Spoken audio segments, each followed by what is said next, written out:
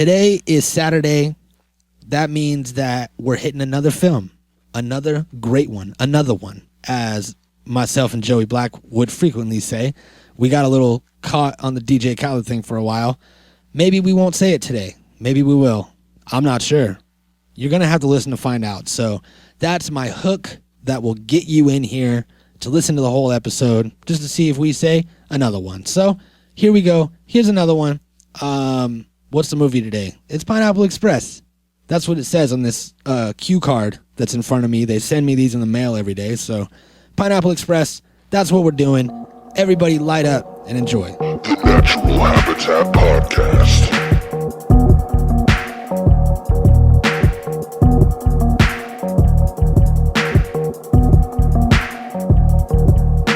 The Natural Habitat Podcast.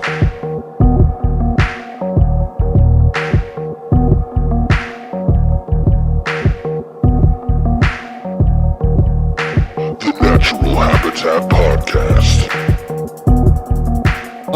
I'm thinking about like starting a fucking some sort of like grungy rock band and just like doing a bunch of drugs and just like playing guitar because there's no real bands anymore. And it's like I was watching this thing, the new Netflix thing about it's called Soaked in Bleach, about Courtney Love's private investigator that she hired. Yeah, I saw it. And he thinks that like she fucking killed Kurt Cobain and shit. And she probably did. She probably did. We always felt that. Did you hear that? Welcome to the Natural Habitat Podcast. My name is Mikey Booyah. My name is what? Did you hear that they're actually reopening the Kurt Cobain case? No. New but evidence, I mean, like, man. it's a little late. You know what I'm saying? It's a little never late too for late. things like that. Never too late, man. The family can always get closure. You know, like loved ones, his daughter. Like, there's always people that can be affected by a retrial and by something being set right. You know what I mean? And all that sounds good, but you know, who knows what the real intentions are? Who knows what cop is trying to be famous by breaking this case now, 20 years later? Who knows what who knows what agenda is out there? That's what I'm saying. You know, nobody's doing this for the fucking good of Kurt Cobain. Somebody's doing this to put their name on it and get some fame. That's all. It's ridiculous. Well, you know? we'll have if to. They're going to do it, they see. should have locked up Courtney's ass a long time ago, or whoever her fucking accomplice is, her little fucking gay friend or whatever, whoever was living with them. You know what I mean? But what I was getting at was that in this documentary, Kurt Cobain says in an interview that it's the American public's fault for letting rock and roll get to the point that it has been at in the past 10 years, and that it's sick, and that is what Nirvana is there to do, is to change things. And meaning the 80s. That's what he meant. Yeah. And that is just like the dopest fucking, because that's how I feel about music now. You know, music in the past 10 years, you know, with the exceptions of a few bands. Like, I really like the Black Keys. The Black Keys are like kind of a rock band, alternative, kind of bluesy thing. Yeah. And I really like their music, but there's not a lot of bands out there making music like that. And a lot of it's garbage. Well, I think we need a lot of it has to do with the fact that we're not in that genre also. So, like, our life revolves around a different fucking point. Yeah, you're right. And you know what I mean? Like, I guarantee all the real rock heads, all the other band fans, all the other fucking, you know, people who are in tune with that shit can name off a million new bands that are fucking really dope. You know, we just don't know about them because we don't listen to that shit. I guarantee half those bands are garbage. If you were to give them to someone like me, that only listens to, you know, I listen to a wide variety of music, but I don't go deep into a lot of genres besides hip hop, you know? And if there's rock albums that can transcend genres and you hear it no matter what kind of music you like, you can, you know, rock out to it, you can feel it, and you understand what they're trying to like portray with their music, the feelings and the stories and all that shit. I used to think fucking not everybody has it. System of a Down was going to be the next Metallica. System of a Down was really good. They fell the fuck off. Head PE also was way ahead of their time mixing the rock and rap like that too. Oh my God. I thought they were fire, bro. Head PE was amazing, and now I can't even listen to their songs anymore because of the whole Clue thing. Did you hear about that? Uh-uh. All right, so Jared from Head PE, the lead singer, who is anti-establishment, anti like media popularity. He's very homophobic. He's always like, whenever he's screaming his rants in his music, it's always like, you fucking faggot homo bitch and all this shit. And like, it turns out that there was lost footage of him in like the 80s in a band called The Clue. He used to be the lead singer, and he wore spandex with a cross necklace, which is also like, he's really like anti-religion and shit. Head PE, they have a shirt with a nun that's like fingering herself or like banging herself with a crucifix or something that people just wear on a shirt. So like, they're fucking crazy. And he used to, wear this cross and this spandex and do these dances and have this curly hair, and he sang all high. And he was in an 80s rock band, there's nothing wrong with that. It was the time, at that time, that was cool. You know what I mean? So he probably got laid a lot. And the thing is that when this news broke, he immediately fucking like denied it and was like, no. I don't know what you're talking about. And then they were like, okay, well, this is clearly you. And then they proved that it was him. And then he like never wants to talk about it in interviews. And then every time that they go and do a show, people start going, play the clue. And then they walk off stage. So now they're touring again. And I think they're starting to get past it. But a lot of people, including myself, can't take him seriously. If he would have just, fessed up to it and talked about it. Fessed up to being Adam Sandler from The Wedding Singer? Yeah. Did you see the picture? No, but like, I know. Dude, it is. And look, here's the thing, it's like he's always had music in his life, right? And so he like wanted to fucking, he probably had a different outlook back then, you know what I mean? And then he found out it wasn't working and wasn't going anywhere and became all emo and all in touch with his fucking emotions and shit. And then decided to go all black everything and fucking become this hypocrite, It's like, that's what happens to everybody that doesn't get the love that they feel they deserve. Yeah, and I think what he did is he became a character, in the 80s, in the Clue, that was a character that he was playing, and Jared from Head PE is also a character that he's playing. Right. He thinks that it's like, it goes along with the music and what he's trying to portray. All that shows is versatility and fucking, a desire to make it. You know what I mean? Like a desire to evolve and keep changing with the times. And I mean, like, sometimes it's drastic and then other times it's subtle and you don't really notice it. You know what I mean? And he's just one of those guys that had to make the drastic change. And I'm glad he did, because the music that Head PE made early on was fucking some of the most crazy shit ever. And you know what I mean? But yeah, I agree. We're not here to care about that asshole. No, we're not. We're here to review movies. It's what we do on Saturday. Yeah. And we just been reviewing The Clue. That was our Clue review. They get one dab. Get a clue. One dab for the Clue. One dab for the Clue. Two dabs for Jared, not from Subway. 0 dabs for Jared from Subway. Yeah. 2 dabs for Jared from Head PE. And you know what? He's like, one more thing, sorry. Yeah. But he's a half-breed, you know what I'm saying? So that, when you are of mixed race, that is a fucking thing that you have to deal with for life, and it will always cause some type of internal battle. You know what I mean? So I feel like that has a lot to do with his emotions and shit too, Yeah. So maybe we'll get him on the show one day and talk to him about it. If I can hit him up and promise that we won't say anything about the Clue, and then we won't bring it up until like 25 minutes in. So if he hangs up, we still have a good 25-minute interview. Yeah. Well, we still love Head PE, don't trip. Even though I said earlier that I don't. So, guess what today's movie is? I know, but I'm gonna let the listeners guess because they're my best friends. On the count of 3, guess. 1, 2, 3. You got it. I don't know if you cheated, if you read the description of the podcast when you downloaded it, but it absolutely is Pineapple Express. Well, we're gonna start writing those descriptions in Braille so nobody can get it. That's a really good idea. Yeah. Did you see the new Braille tablets? No. They have fucking actuators like pneumatic actuators that work on air or whatever, and they like fucking, it has a flat screen and then it pushes up the thing. That's dope. That you need to feel for whatever word and shit. It's crazy. So it looks like an air hockey table almost, with like a bunch of it looks like a fucking iPad that has a flat screen and everything. You can't tell, and then the fucking pneumatic actuators just push up the dot that you need to feel for the sentence or whatever. It does it at a whole page at a time. Man, that's crazy. Yeah, that's dope. Fucking A. Blind people are people too, America. Can you hear me now? Hear me now. So I'm going to say first and foremost, out the gate, movie fact about Pineapple Express. Anybody want to know a fact? Anybody out there? Go. Seth Rogen rolled every single joint in this movie, including the cross joint. Yeah, I've watched him roll the cross joint hella times. Mm-hmm. And I mean,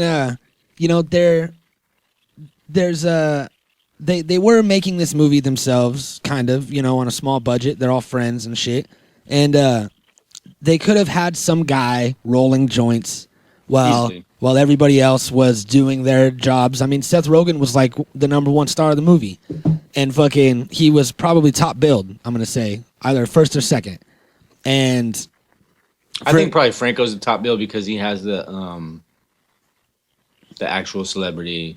You know what I'm saying? Rogan didn't come around doing the comedy until after fucking Franco was already doing shit. So yeah, I mean, like they all started together, but Rogan wasn't a star character until after Franco was. So but they're probably equally top billed. It depends on. No, Seth Rogen was top billed. Seth Rogen was first. James Franco was second. It's weird because Franco's in all kinds of shit. And also Rogan's in the center of the movie poster. It's Rogan in the middle, and then Franco on one side and McBride on the other side. Did you know? Yeah. That they filmed this only 2 weeks after Superbad. Yeah, that's crazy, right? Yeah, that's awesome. I mean, like, it's like the same vibe, And I feel like all those movies were so important and so funny, and they all came out at the same time because they were all created in the same. It's the same period of creation, you know what I mean? Like they were all made around the same exact time when all the other ones were made. So it's like they were just like one after another, boom, boom, boom. I actually, I heard something about Natalie Portman they started production in Black Swan, but she was still contractually obligated to Pineapple Express, so she had to stay and do the movie before she went to Black Swan. And so it was sandwiched. This movie was sandwiched in between Superbad and Black Swan. Two good movies. I don't know if you got down on Black Swan. What part did she play in Pineapple Express? Was she not in it? No. Oh wait, never mind. Sorry, my bad. I was thinking of another movie that I was researching this morning. Yeah, I was like, nope, that's definitely. Oh, I know which movie. Yeah, that's right. The movie that we were gonna do until we switched it. Wrong fact. Wrong fact. Beep. Wrong fact. Sorry about that. Well, that's the first time that's ever happened, I think. I know you're fucking slipping, bro. That's all right. Here's a real You know fact. what? I'm gonna edit it out, so don't even worry about it. Here's a real fact. That part will be gone. So what was that? What was that you just said about James Franco and how to play it stoned? Besides, he said he revealed how to play a stoned character, and he said he just look into the wind. Just look into the wind. Right after you said that, I tried it, and I just pretended I was looking into the wind, and that sounds about right. That's an acting lesson from A-list actor. That's a free one. What a freebie. Yeah, look into the wind. Yeah. Here's some fun hair facts. Seth Rogen once had a rat tail haircut, and he said he could wrap it around his head twice. That's fucking. And then he also had dreads in high school. That's crazy. And Franco's hair in the film was a wig. Can you imagine Seth Rogen with dreads? Yeah, probably not. Just fucking. I mean, like, it fits, I guess. Like, after seeing all his stoner characters over the years, I mean, it definitely fits his personality to be some dreadhead fucking dropout. Mm-hmm. And also, while we're on the subject, he's probably the only Jewish man to ever have dreadlocks that I've ever heard of in history. And, I mean, it's hard. Does he? Maybe. Okay. You figure you're already halfway there with like the curly hair. You just kind of section it off and you have dreadlocks. There it is. And then I wonder how many Jew stoners are out there. Is it like against their religion to smoke weed? I don't think so. Maybe. Look that up. I wonder if Seth Rogen's just out there pissing everybody off. Any other Jews out there smoke the menorah? Let us know. Let us know. One thing that I did realize is that in the new Star Wars movie, Franco was in it? No, he was not. But there was a lot of people are calling him a handsome Jewish gentleman that played the character Kylo Ren. Kylo Stimpy? Kylo Stimpy, when he took off his mask and he revealed his beautiful Jewish face. And we're supposed to believe that he is the son of Han Solo and Princess Leia. And it's like you hear all these stories about Disney and how they're homophobic and how they're anti-Semitic. And why did they make the bad guy Jewish in the new Star Wars when there's no possible way? For the same reason they made the main characters female and black. Because they just wanted to... Because everybody says that it's never done, so they made it a point to do all of the things that they say that can't be done. God, and I don't think... every fucking record along the way. I don't think that Finn or Rey could have been played by any better characters. Me neither. Or actors. It's like that fucking movie was perfect. Everything about it was perfect. Perfect. The cast, if you want to know how to make a perfect movie, watch Star Wars. Yeah. All you do is you take a movie that's already perfect and you do it again. Yeah, I mean, like, it's amazing. It's crazy. It was like when they're all in there, spoiler alert, but when they're no, it's done. No. Fuck people if they haven't seen it yet. It's their fault. When they're all in there talking about the vent that they have to destroy. Yeah. To, weaken the planet's, structures and all this shit. It's pretty much word for word the same discussion that Luke Skywalker had with the same people about the Death Star. And it's crazy. Like, when they get to it, they're like, okay, cool. We're going to drop the shields. We're going to blow that thing up and it's going to be great. And it's like, okay, this is the exact same thing. Mm-hmm. And except for now it's like a chiseled faced fucking Italian guy or whatever. Yeah, some young Sylvester Stallone. Instead of a overweight fucking obese guy like in the original.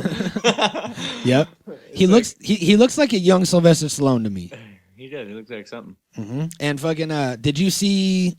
They did a video. It was the Roots. Did like the Star Wars theme, like beatboxing or acapella thing on Jimmy Fallon or something. I saw some with Jimmy Fallon, everybody did that. Yeah, it was the acapella thing. Yeah. And then all the actors were in it and everything. Yeah, that shit was dope. That was really good, actually. I love the internet, bro. There's nothing better. Right. Speaking of the internet, I got a clip right here from a film. You can't play it yet. Oh shit! I forgot a vital part of the show. That should have happened already. We're already 15 minutes in. Well, it's happening now. Let's get high, motherfuckers. All right, bitches. I'm sorry for cursing at everybody immediately. Do you have Electric Avenue? I do not. But do you have the opening scene of the movie pulled up? No. Because that has... I'm pretty sure the movie opens with Electric Avenue, right? Yeah. When he's out there serving people? Yep. Yeah. That's a great song to start the movie with. Yeah, it's a perfect smoke session song.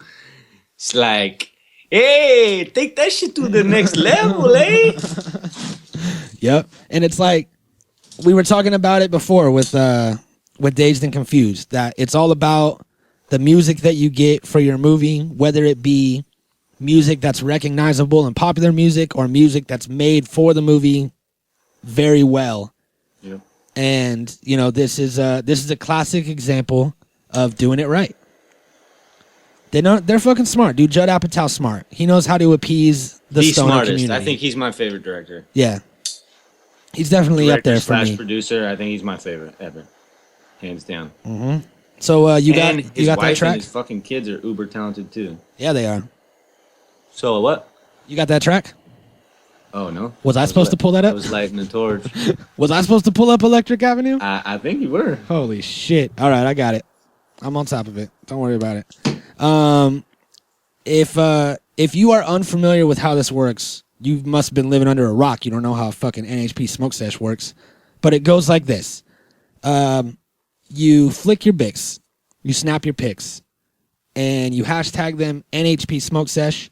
You could send them directly to us. You could post them on social media and tag them NHP smoke sesh.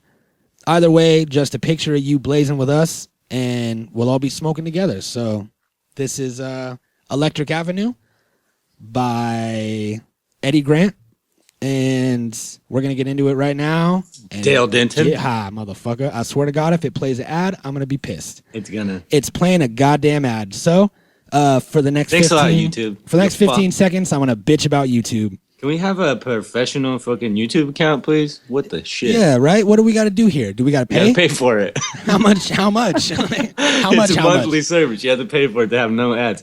Actually, you could get an ad blocker that'll wipe out ads completely for your browser. Well, that's what I need to do.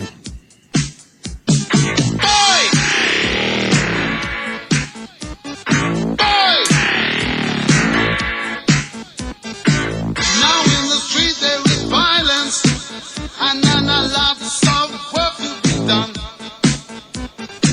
No place to hang out or washing, and then I can't blame all on the sun. Oh no, we're gonna rock down to Electric Avenue. and then we'll take it higher. Oh, we're gonna rock down to Electric Avenue. and then we'll take it higher. Working so hard like a soldier, can't afford a thing on TV. Deep in my heart I abhor ya, can't get food for them kids. Good God, we gonna rock down to Electric Avenue. and then we'll take it higher. Oh, we gonna rock down to Electric Avenue. and then we'll take it higher. Oh no! Oh no! Oh no! Oh no!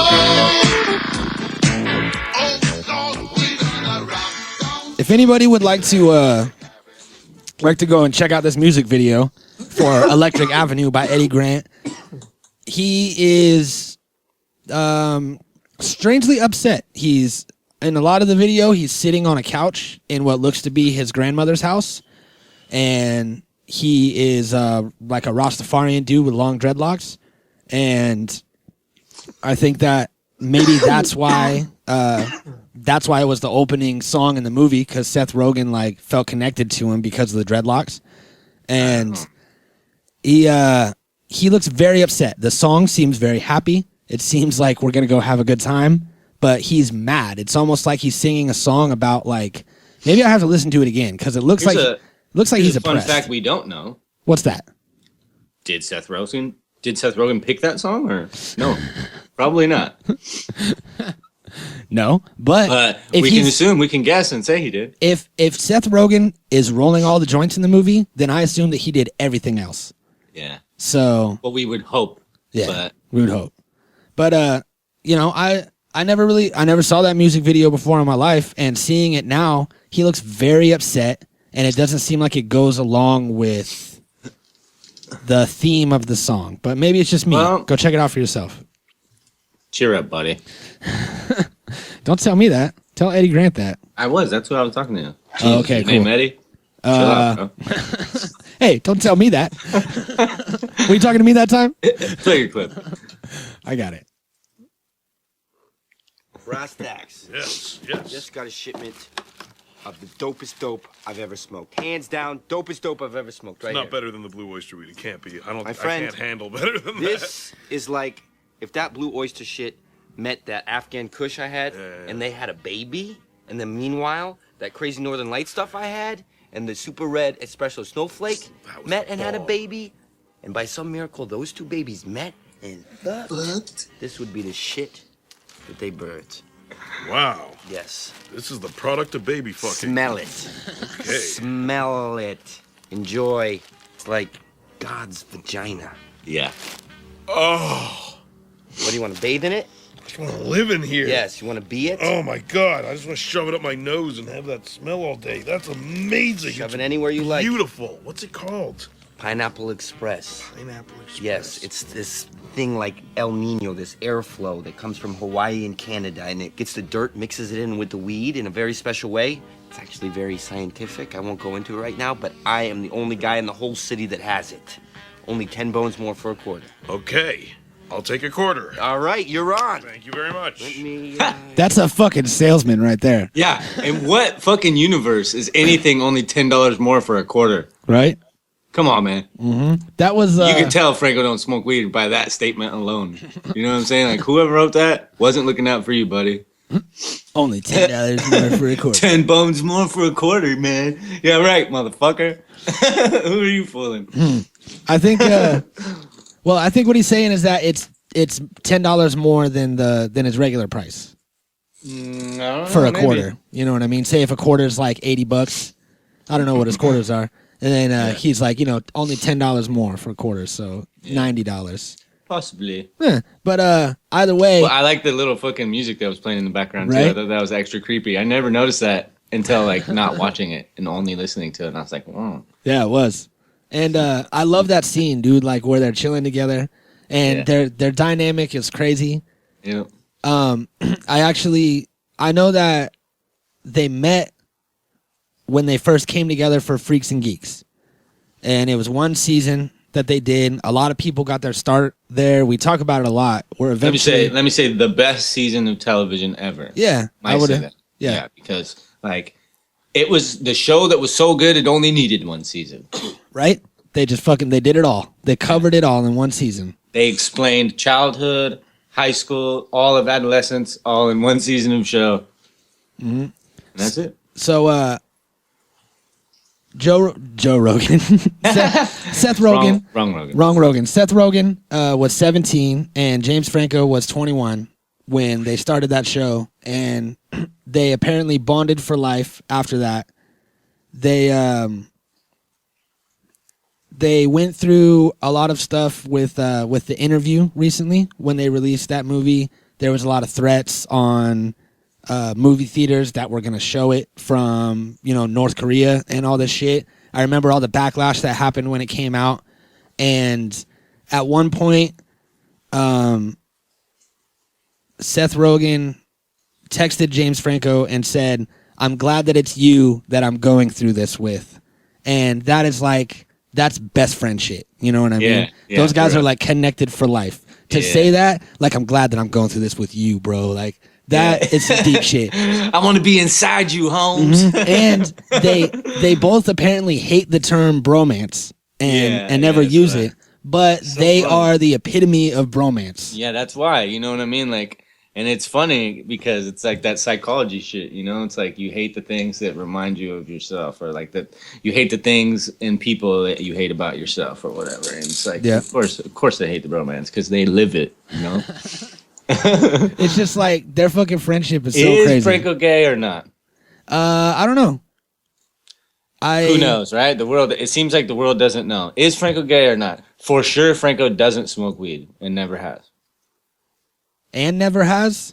I'm pretty sure that he used to smoke weed. No, bro. He says he's never smoked weed. He might have tried it, but he's never smoked weed habitually or anything like that. He's just never been that guy.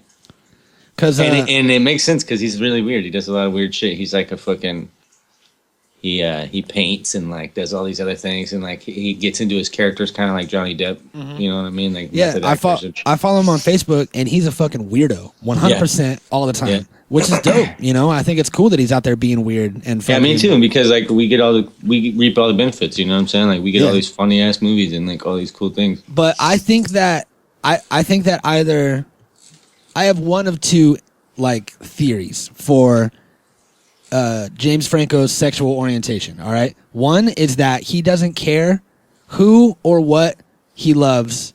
It's just all about loving and feeling loved. He's like that kind of guy, you know what I mean?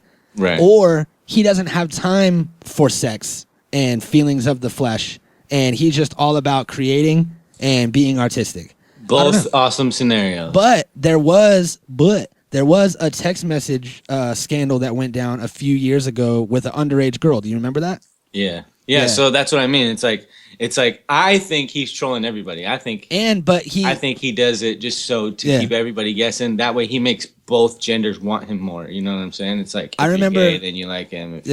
And either way, if you're wanting him sexually, then you're gonna go and buy his stuff like that. Yeah, that's just how it is. Yeah, he's smart. What I mean? So he's probably just trolling everybody, and he's like, nobody knows. Only Seth Rogen knows. Yeah, and I remember when that whole scandal happened. I'm not bringing this up to throw any negativity towards him, because I think that people are people. It's whatever, and the way that he dealt with it was perfect, because he came out. I don't remember what show it was on. It was on some talk show like fucking Oprah or some shit. And he comes out and he was like, yes, that happened. It wasn't right of me. I did it anyway. And, you know, like that's it. And I'm dealing with it right now. And, you know, I realized that what I did was wrong. And he just kind of came out and said it, like, instead of, oh, you're this and that and blah, blah, blah, and all this, you know, he came out, said that he was wrong, said that he, you know, he's not perfect, and asked that everyone And whatever happened wasn't even a big deal. him. And everyone, yeah, it wasn't a big deal. Everyone still accepts him for, you know, who he is and his art and shit. So I think that the way that he dealt with it, and because he's so cool, that he fucking, he almost got a pass, you know what I mean? So maybe he's the greatest actor of our time. Maybe that's what it really is. Maybe James Franco is secretly the most interesting man in the universe. He might be, but I don't know. Because like nobody could tell what gender he is. Nobody could tell, you know, like anything about him. Everything is so skeptical and so like speculatory, I guess. It's like, you could speculate on anything. You could be like, yeah, he might be this, you know? He's like and that's it. There's like no solid facts out there. He's like a man of mystery. He's a chameleon, yeah. He is. It's scary, man. Yeah. So here is a funny fact that I found out from the movie when Dale is getting guns from Red. Red says a line, Ted Jones messed with the wrong melon farmers. And that's a play on network television and dubbing, which I think is amazing when they take, you know, cursing in movies and dub over it with something that sounds the same or looks like what they're saying. And he just straight said melon farmers. Like that was the line. Awesome. And it was a play off of Die Hard because they saw it on I'm not sure what network it is because every network does it different. I'm pretty sure that each network is in charge of creating an edited version because I've seen different ones. And then after a while, they just give out edited versions now. Like the production company will make one while they're making it. And this is back in the day when you had to do it yourself. And there was a line when John McClane in Die Hard says, "Yippee-ki-yay, melon farmers." And what the fuck? Like, that is so ridiculous. And I remember watching it. I remember watching it on like TNT one day. And it said that? And it didn't say melon farmers, but it said something else. And I was just like, what the fuck? They probably like different networks do different shit. Mm-hmm. So they buy the rights to it to use it on their shit so they can do whatever they want. Right. And I think that was just, it was a brilliant fucking line. Yeah. And melon farmer.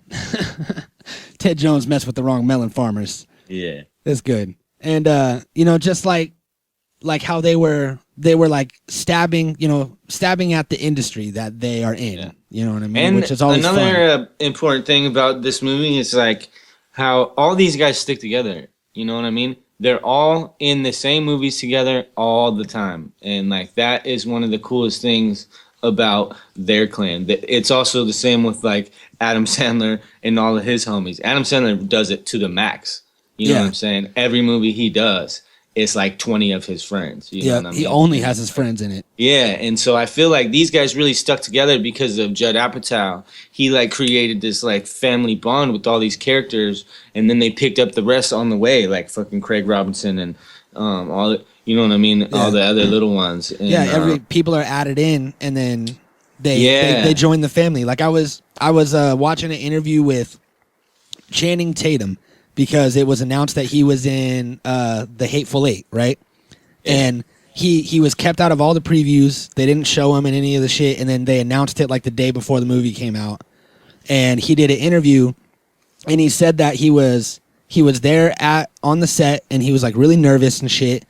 And Samuel L. Jackson came up to him and shook his hand, told him that he liked his work, and said, "Welcome to the Tarantino family.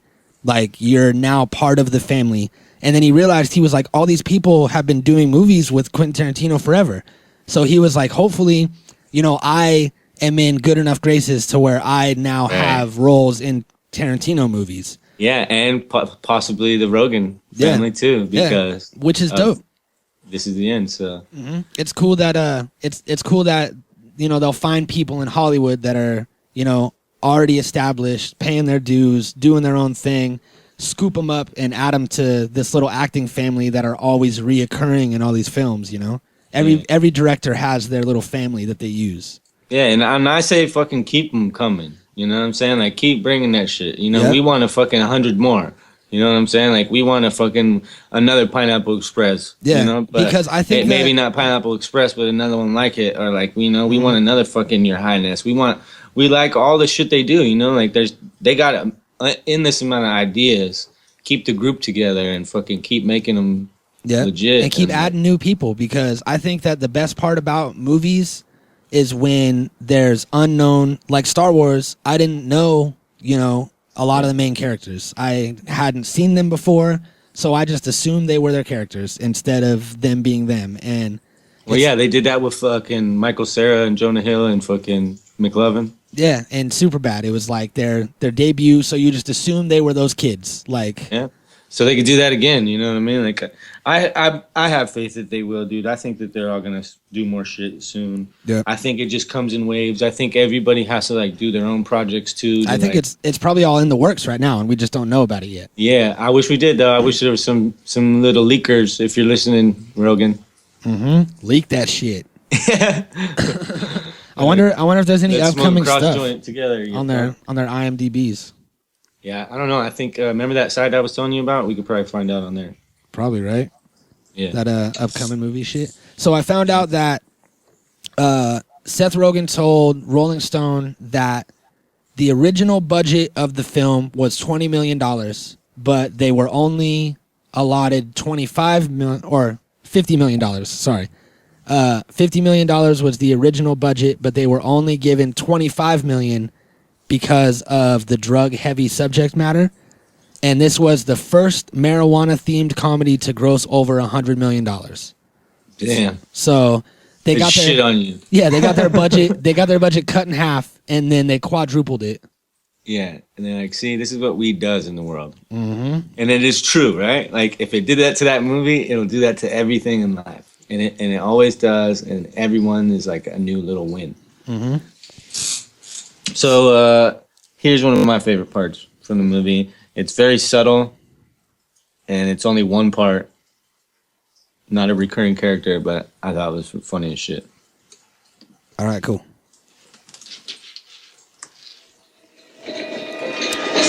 When did it start? At 0500. We're 7 minutes in.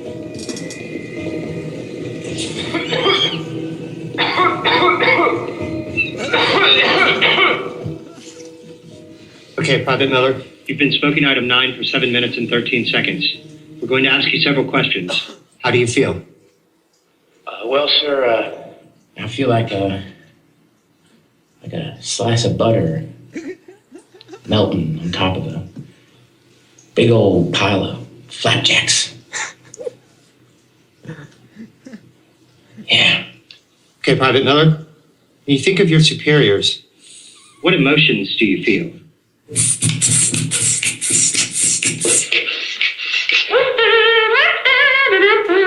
Okay, Private Miller. Is this normal? Okay, Private Miller. Okay, Private Miller. Private Miller.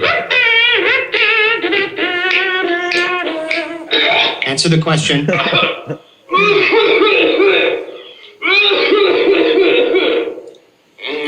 This one out, sir. Can you torch me? We'll send someone in. Holy bejesus.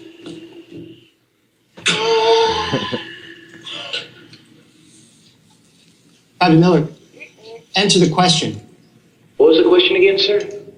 When you think of your superiors, what emotions do you feel? You know what problem I have with your fucking little dog and Pontiac you call military? Here it is. 1, lots of dudes. Where? 2, why are we underground right now, sir?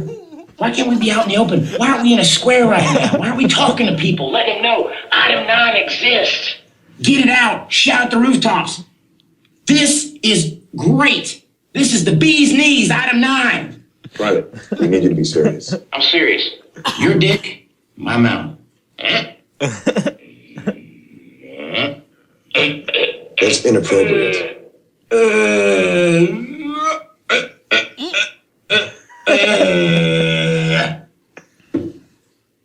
Fuck you. I've seen enough. Shut it down. Bury the hatch, sell the land, and dispose of him. This never happened. Dude, what happened to your eye?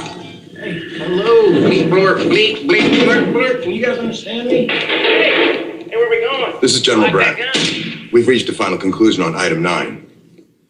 Illegal! Hey, this is Sam.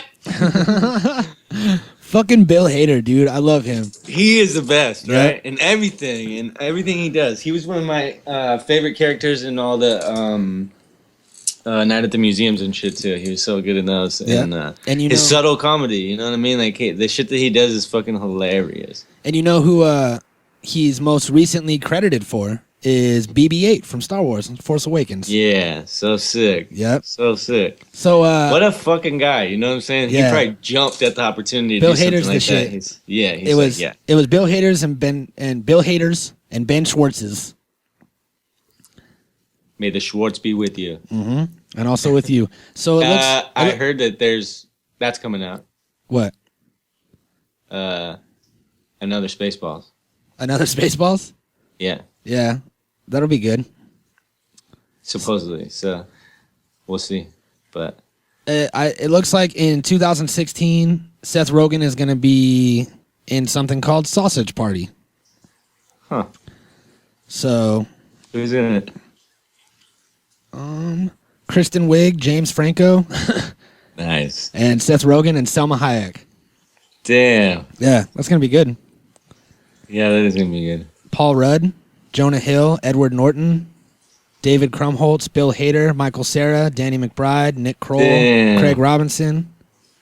Everybody. Every fucking buddy is in that That's goddamn gonna be movie. the shit. See, we're on to it. Damn, that's Hey, gonna be so Sausage Party. There it Let is. us get a fucking sneak peek, motherfucker. Everybody out there, hit up James Franco and Seth Rogen and tell them to let us have a sneak peek of Sausage Party so we Yeah. can review it on the show. Give it to the Natural Habitat podcast first.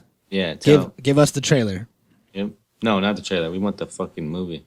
That's what I mean. A full trailer. Yeah. All the Give way. us the invite to your house and we'll come smoke a cross joint. Yeah, we'll bring weed. Yeah. We'll bring Yeah, weed. that's weed. We're not Yeah, just hell gonna weed. come and smoke up all your weed. We'll come bring dab and we'll fuck you guys up for real. Mm-hmm. That's right. So, movie fact. Go. Give me a fact about this movie. Okay. James Franco came up with the part suggesting that he has a grandma. So, Saul's grandma was not in the original script, but James Franco came up with the Bubby character because he Right. thought that it would be funny for a drug dealer to also have a Bubby that he loves and wants to take care of. That is Because funny. it shows that drug dealers are people too. You know what I mean? Pointless fact. Danny McBride wore his own Ugg boots. Wow. Of course he did. He was like, "Can I just wear these?" Yep.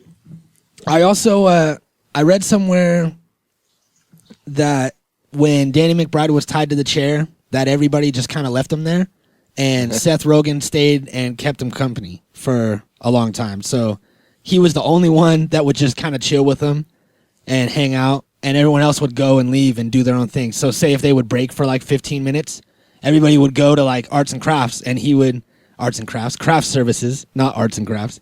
And they wouldn't go make like macaroni necklaces for 15 minutes. They would go eat little tiny sandwiches and leave Danny McBride tied to the chair, which is some shit. How you just gonna get fucked like that? He was probably a dick to the crew or something. They're like, yeah, fuck that guy, man. Fuck that guy. He thinks he's so funny, man. So the Man. word fuck is used 180 times in Hell the yeah. film. Fuck yeah. Huh, fuck yeah. So I don't know if they're gonna get that PG-13 rating they were hoping for. Yeah. I think you're only allowed to say it once. So the very end scene in the diner wasn't written until halfway through the film, and there was no actual script. It was all ad-libbed. And the what now? The very end scene when they're at the diner Oh yeah. eating after they blew up the fucking barn and shit. Nice. See, it's like that would be the funnest part. Like say if it was you know, like you and me were making a movie together, and it was some stoner comedy, and we were all like had these characters that we were playing and shit, and we were all in character, like on the scene, and just like filmed some explosion or some shit. I don't know what order they filmed it in, but say we just filmed some explosion, and we're all dirty, and then like we're doing the slow motion badass walk. Yeah, and then they're all like, all right, we're going to do this diner scene, so just kind of bullshit a little bit. And then we just get to sit there and just kind of like we're doing a podcast, and we're just yeah, bullshitting. we're like, hey, did you see that new Rogan episode? Blah, blah, blah, blah. And Say fucking... normal shit. Mm-hmm. And then they'll just fucking chop it up and make it into a movie. That's got to be the funnest part of making the movie, because then you're just sitting there with your friends, and you're like, man, this is crazy. I wonder if this movie's going to be big. Like, I think like all parts are equally fun, right? Like I feel like the process of getting together with your homies and writing the motherfucker has got to be one of the most funnest process, if not the most fun, because you know what I mean? That's the actual creation. You know what I mean? Like that's always the best part, especially when you're making music. When you come up with a funny punchline or like something that means something, you know what I mean? Or like whatever, you get giddy and you like feel this nervous excitement inside you, you know, and you're like, oh yeah, this is the shit. You know what I mean? And it's like adrenaline almost, you know? So like writing this shit and coming up with a funny ass storyline with your bros, you know what I mean? Making something from nothing has got to be like equally as good as trying to fucking act it out in a scene or whatever, you know? Yeah. So during a 2008 interview, an interviewer told Seth Rogen and James Franco that he prepared for the interview by watching a classic stoner comedy, Fast Times at Ridgemont High, which we've done here on the matinee. Yeah. He watched it the night before to get ready for the interview. And he asked Rogan and Franco if they prepared likewise before making the movie, if there was anything they watched or did that got them into character and ready.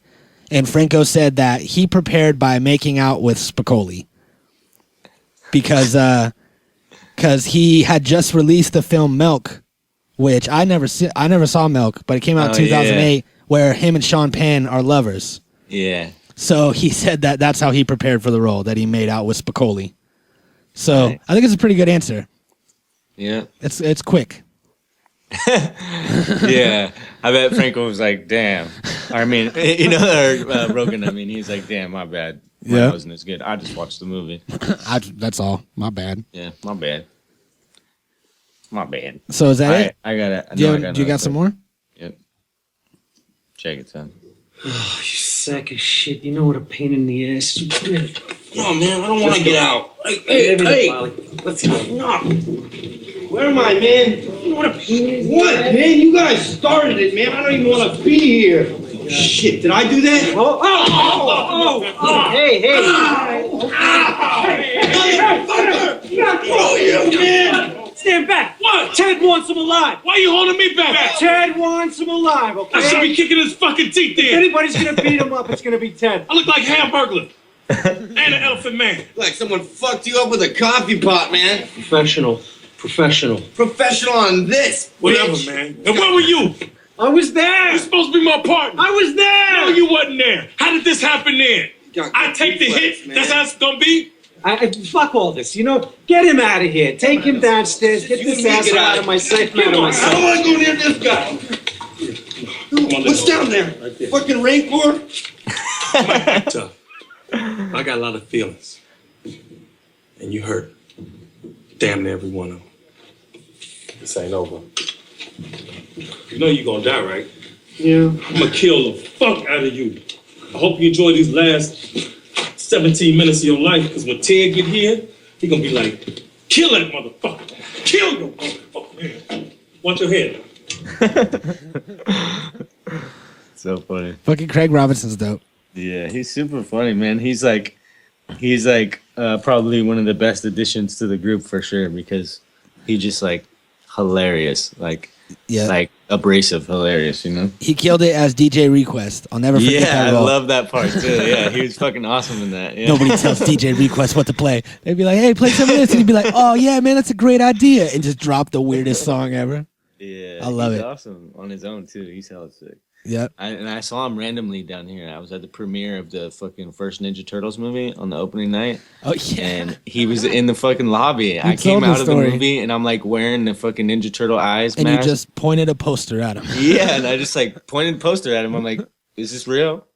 and then just kept walking. And did he look at you?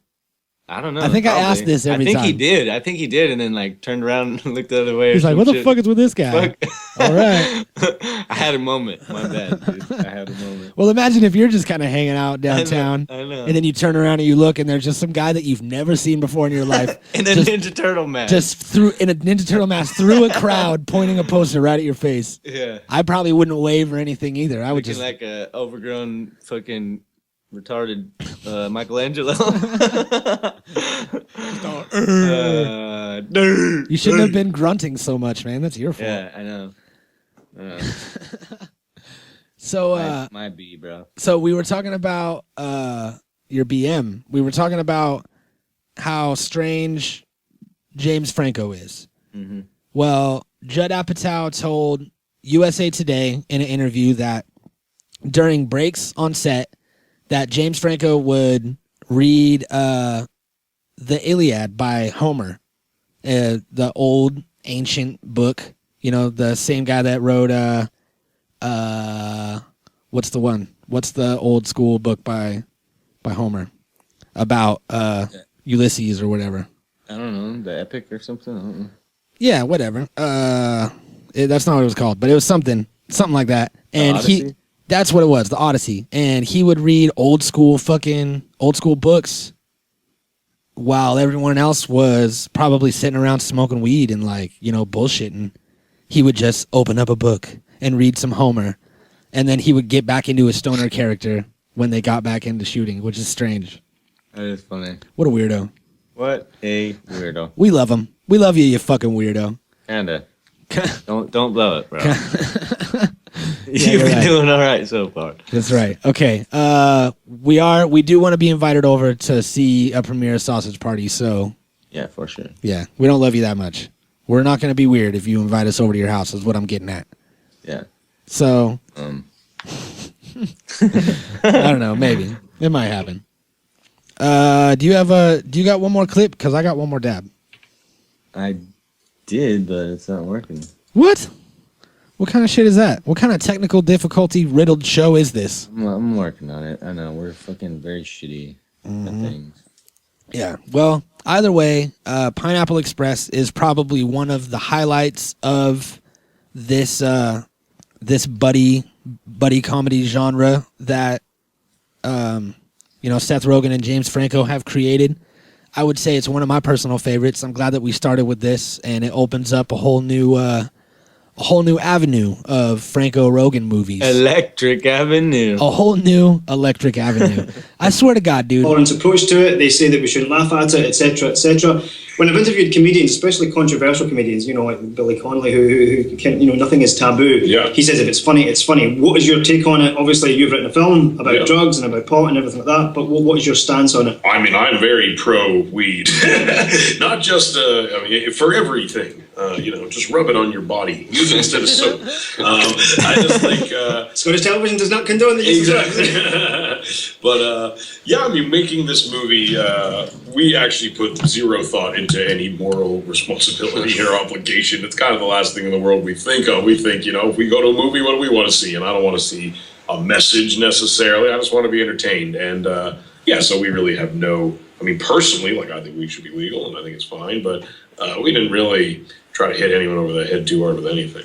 Was it difficult getting funding for it in terms of budget? Initially, for the studios? Seth wrote the script a while ago. Yeah, it took years to get made, really. Because of the drug.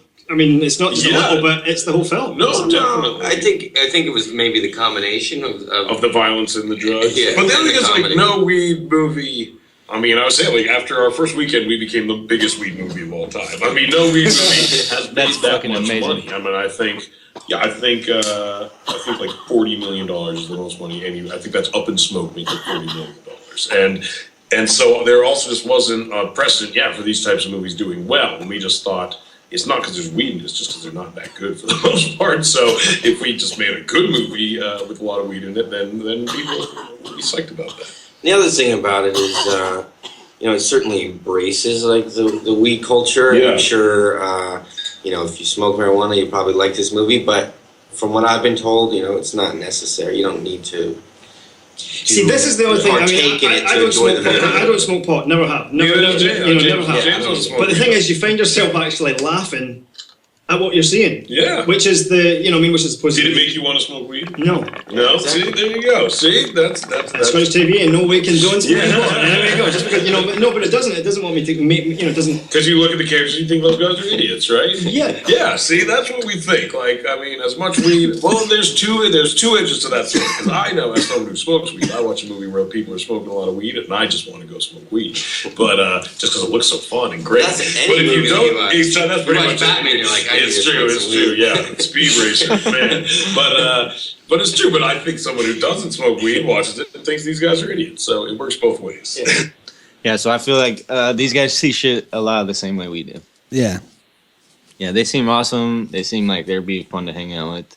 I mean, like, imagine that, right? If we got a couple of our friends that we can tolerate being around a lot, that we know for a fact are funny guys, and we sat down and wrote a screenplay, Yeah. I think we could come out with something really funny, you know? Yeah. And that idea right there is the same idea that all these guys had, you know what I mean? It's the same thing that all screenwriters and everybody had. It's like the collaboration between like you and a friend who you know is funny, who you think that you guys could potentially make something, and you go do it. You try it. You never know until you try it, right? So maybe we can help spark some interest in some aspiring fucking screenwriters out there who are just like not doing anything but listening to a podcast right now. They could just be like, oh, wow, maybe after this I'm going to go smoke a little something and try to write a little something. Yeah, and you can go on YouTube and you could learn how to format a screenplay and how you're supposed to write it out, so that way you can make it presentable if you want to, send it out to companies and shit. Yeah, and, but I mean, creativity breeds in everybody. You know what I'm saying? And maybe you're the next one. Maybe you're the next one to write that Seth Rogen movie. Maybe you're the next one to write that Adam Sandler movie. You know what I'm saying? Yeah, Maybe you're the next one to try. have that good idea. You never know until you try. These are words of wisdom from unknown. No theme song. That's the theme song, and it's going to play every time. All right. Well, I think that everybody should go and enjoy this film immediately, and we need to go ahead and give it a rating. So I'm gonna give it 5 dabs. I'm gonna give it 5 dabs too, just because it's just it's an amazing movie, and I know that we talked about we can't give every movie 5 dabs, but I know. we can do it for this one. Well, I'm just gonna say biggest weed movie of all time deserves. Yeah, and it was cool how he paid homage while also dissing Cheech and Chong. Yeah, he was like, Cheech and Chong is probably the biggest one with $40 million, and they made $100 million in their opening. He just brushes it off Yeah, and he was like, but I think why they didn't do that good is because they weren't that good, and it was just like, damn, bro, that's crazy. He got some balls. But they're the new face of the marijuana community. They are kind of the new Cheech and Chong. You know what I mean? Yeah, I mean Rogan and Franco, and one of them doesn't even smoke, and that's kind of what it was with Cheech and Chong. Like from what I understand, Tommy Chong was himself the whole time, and Cheech was playing a character and didn't really. I mean, he smoked a lot more in the beginning than he did towards the end, but he was more or less doing a stoner character and had other roles that he would play. And now, I mean, he's like some respectable old gentleman. And Tommy Chong is just fucking still blunting. Yeah, but he's still respectable too. He's a fucking mogul. No, he definitely is, but he doesn't try to act like someone he's not. You know what I mean? He's still himself. Yeah, I mean, like a lot of it's like. A lot of him is character. You know what I'm saying? A lot of us are character. So it's like maybe he just personifies himself more as a character a little bit extra on camera. I'm sure he's not like the retarded stoner guy. You know, he's very smart. He's really smart. He's far from stupid. You know what I'm saying? So it's probably like Mitch Hedberg. When you hear Mitch Hedberg on stage, he's fucking ridiculously just gone, and you're like, wow, how is this guy even formulating sentences? But when you hear him off stage, he talks normal and, gets shit done. Because he's, there's a reason why these people are so big, and it's because they're doing something right. Yep. So, all we could do is pay homage and keep giving out dabs for movies. So 5 dabs for Pineapple Express. Let us know. Give us directions for the sausage party, and we'll be there for the premiere. Yeah. Mm-hmm. So everybody out there, have a great fucking day. Tomorrow is a day of paying respects to the holiness of cannabis. So I hope you're out there rolling blunts, getting high, and we'll see you on Tuesday. Yeah. Peace, bitches. The Natural Habitat Podcast.